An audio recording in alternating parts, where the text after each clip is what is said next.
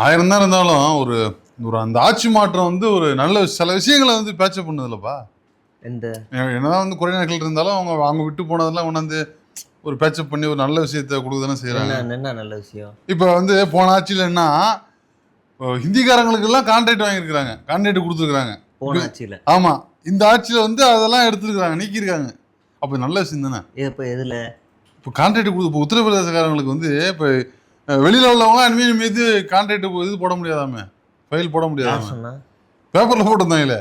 அப்படி சொல்லலை. ரமேஷ் என்ன சொன்னார்னா, போன ஆட்சியில ஏதாவது ஏதோ ஒரு குறிப்பிட்ட பேர் மட்டுமே டெண்டர் எடுத்தாங்க அரசு நிறுவனங்கள்ல.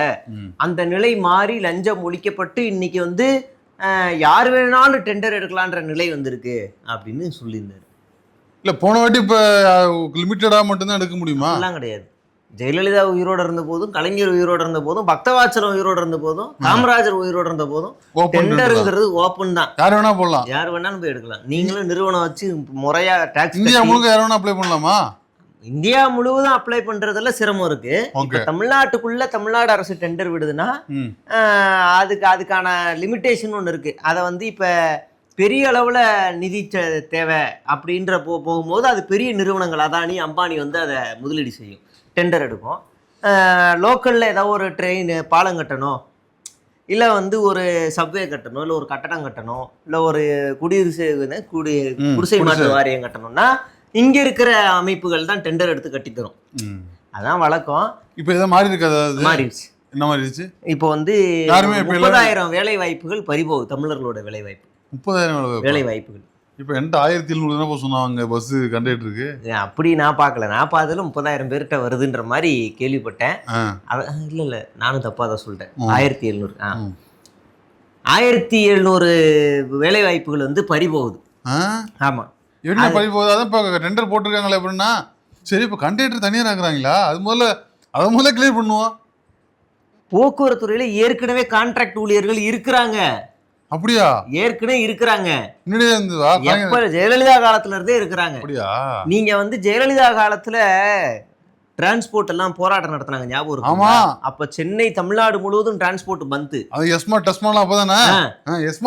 வந்து ஒரு சில பேருந்துகள் இயங்குச்சுல, அது வந்து இயக்குனது யாருன்னா அண்ணா தொழிற்சங்கமா, அதிமுக ஒரு தொழிற்சங்கம்.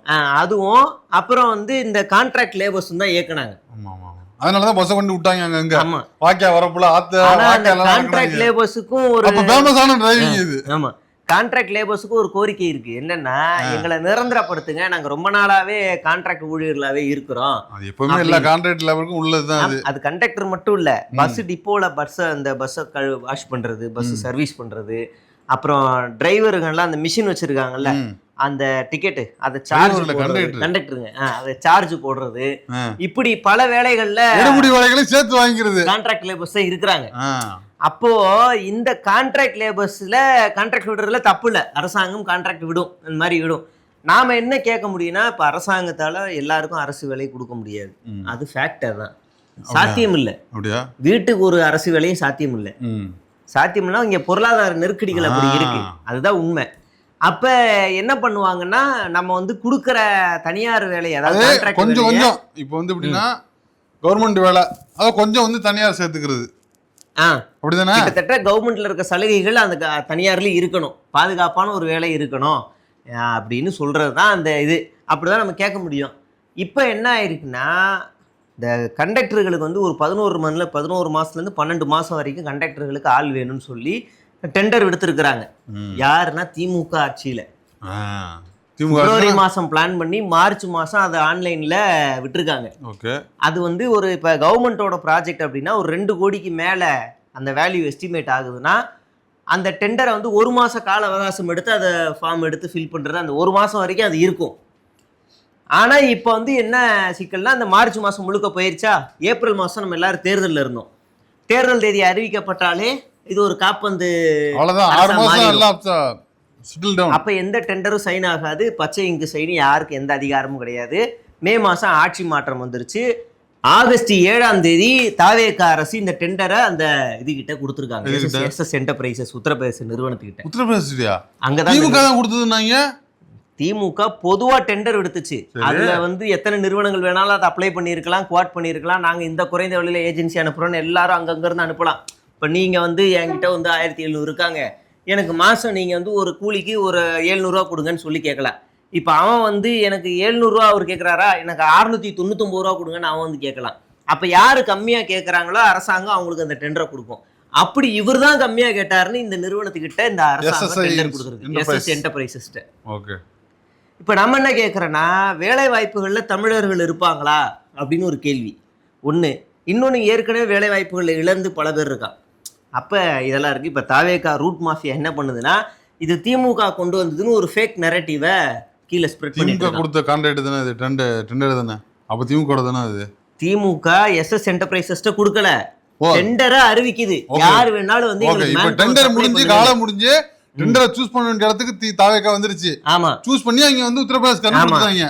இப்ப இதுக்கு மட்டும் கிடையாது, எல்லா துறையிலையுமே கான்ட்ராக்ட் லேபர்ஸ் இருப்பாங்க. ஆமா, நீங்க துப்புரவு பணியாளர்கள், இல்ல ஹாஸ்பிட்டலோ, இல்ல பிடபிள்யூடிலயோ, இல்ல எல்லா துறையிலையுமே கான்ட்ராக்ட் லேபர்ஸ் இருப்பாங்க. இப்ப நீ எல்லா துறையிலையுமே வேலை செய்வாங்க, கான்ட்ராக்ட் லேபர்ஸாக வேலை செய்வாங்க. இப்போ நீங்கள் ஒரு ஏஜென்சி வச்சுருக்கீங்க, வேலைக்கு ஆள் எடுப்புற ஏஜென்சி, அவர் ஒரு ஏஜென்சி வச்சுருக்காரு, அவர் ஒரு ஏஜென்சி வச்சுருக்காரு, இப்படி வச்சுருக்கீங்கல்ல.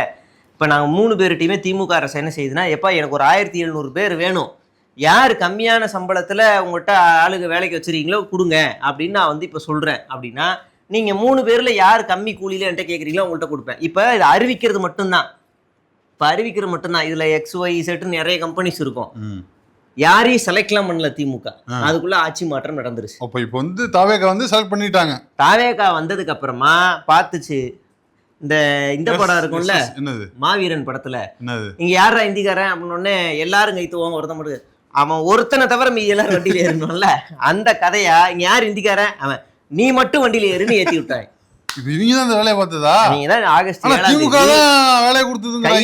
கையெழுத்து ஒப்பந்தம் செய்யப்பட்ட தேதி ஆகஸ்ட் 7.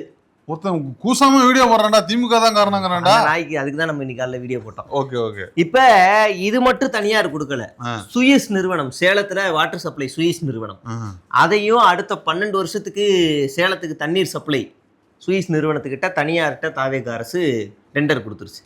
இந்த சுயிஸ் நிறுவனம் பல நாடுகள்ல பல பிரச்சனைகளுக்கு காரணமானவர்கள், ஊழல்வாதிகள், தண்ணீர் பிரச்சனையை ஏற்படுத்தினது. பொலிவியா நாட்டிலலாம் தண்ணி சப்ளை பண்ணுறேன்னு சொல்லி கான்ட்ராக்ட் எடுத்து கான்ட்ராக்ட் எல்லாம் முடிஞ்சதுக்கப்புறமா 35% அதிகமாக தண்ணியை வந்து பொலிவியாவில் கொடுத்தது. பொலிவியா நாடு என்ன நாடுன்னா, சேகுவாராவை சுட்டு வீழ்த்தின நாடு அந்த நாடு.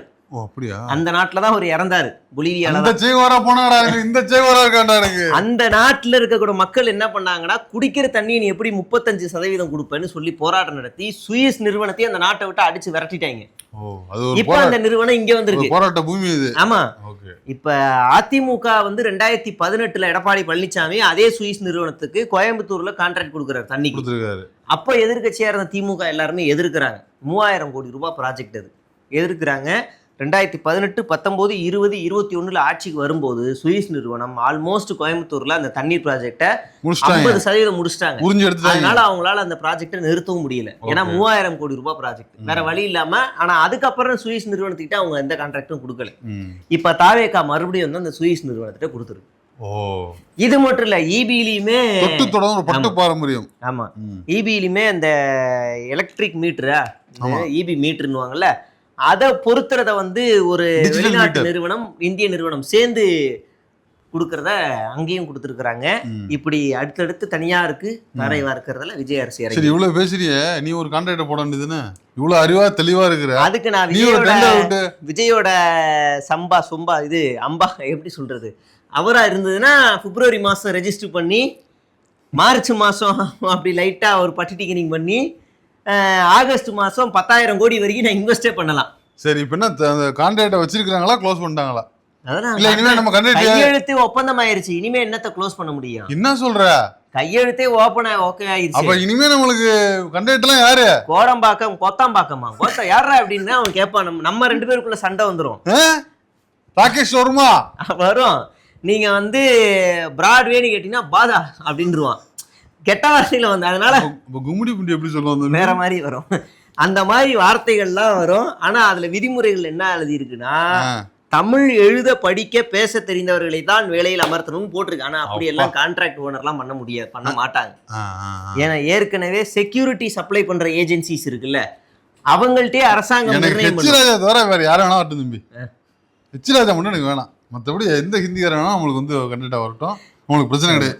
ஹெச்ராஜா, ஹரியர, ரங்கராஜ் பாண்டே இவங்கெல்லாம் மட்டும் நமக்கு வேணாம். வேற யாரும் வந்தாலும் நம்ம கண்டிப்பாக எடுத்துப்போம். வேற யாரா இருந்தாலும் ஓகே தான். இவங்க 2 பேரும் வரக்கூடாது, நமக்கு வேலை கொடுக்கக்கூடாது. கண்டிப்பாக கண்டக்டரோட கொடுக்கக்கூடாது அவங்களுக்கு. சொல்லவிட்டேன். அவர் படம் நடிச்சுக்கிட்டு இருக்காரு. யாரு? ஹெச்ராஜா. அதனால வரமாட்டார் இந்த பக்கம். ஷூட்டிங் பிஸில இருங்க.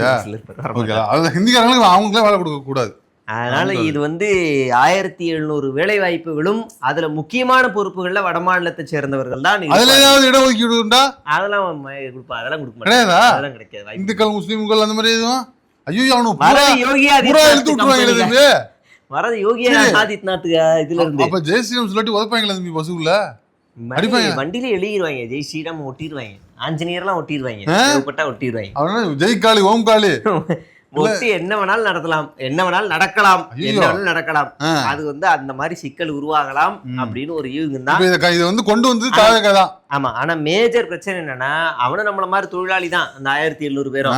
ஆனா அவ மாநிலத்துல அவனுக்கு முன்னுரிமை, நம்ம மாநிலத்துல நமக்கு நமக்கு நம்ம நாட்டு தலைவர்கள் ஏற்படுத்தி வச்ச மாதிரி அவனுக்கு அந்த நாட்டு தலைவர்கள் ஏற்படுத்தி வச்சிருக்கணும். தலைவர்கள் யோகி ஆதித்யநாத் தான் இருக்காரு. அவரு மூத்திரத்தை வைக்கிறார், 10 லிட்டர் 10 ரூபாய்க்கு வாங்கிறாரு. மூத்திரத்தை வித்து கூட அவரு மனுஷன் மூத்திரத்தை இல்ல, மாட்டு மூத்திரத்தை லிட்டர் 10 ரூபாய்க்கு எடுத்துக்கிறாரு அவரு. அதான் நானும் சொல்றேன், லிட்டர் 10 ரூபாய்க்குன்னா நீங்க சென்னைக்கு வந்து ஒரு நாளைக்கு 800 ரூபாய் சம்பளம், 10 லிட்டருங்க 100 ரூபா. பேசாம 1000 லிட்டர் மூத்திரத்தை புடிச்சு வித்துட்டோம்னா 1000 ரூபா வந்துரும்ல. அங்கேயே மாட்டு மூத்திரத்தை குடுக்குறானோ மனுஷன் மூத்திரத்தை அதையே குடிச்சா பாக்க போறாங்க. மஞ்சள் கலர்ல இருந்தா வாங்கி வைக்க போறாங்க. குடிக்கிறாங்க தம்பி, உனக்கு தெரியாதா? டெஸ்ட் பண்ணுவாங்க. என்ன நினைச்சிட்டு இருக்கிற நீ? நம்மளுக்குல கலப்படம் வச்சுக்க முடியாது நம்மள்ட்ட. இருந்தாலும் அதுக்கு ஏதாவது மிஷின் கண்டுபிடிப்பான்னு நினைக்கிறேன். ஆனா பாரு, அந்த ஆளு மாட்டுக்கு ஏசி கொடுக்குறாப்புல, கோச்சாலாவா, அதுக்கு மாட்டுக்கு ஏசி எல்லாம் வந்து குசு கூடாது. ஆஸ்பத்திரி, மனுஷ பேர், ஆதார் கார்டு, அங்குள்ள மனுஷ பேர்களும் இங்க அனுப்பிச்சு விட்டுறாங்க. மாட்டுக்கு மட்டும் அங்க வியாபாரம் பண்ணிட்டு இருக்கிறாங்க. இது ஒரு வகையான பாசி ஆச்சு, அவ்வளவுதான். பாசி ஆச்சு.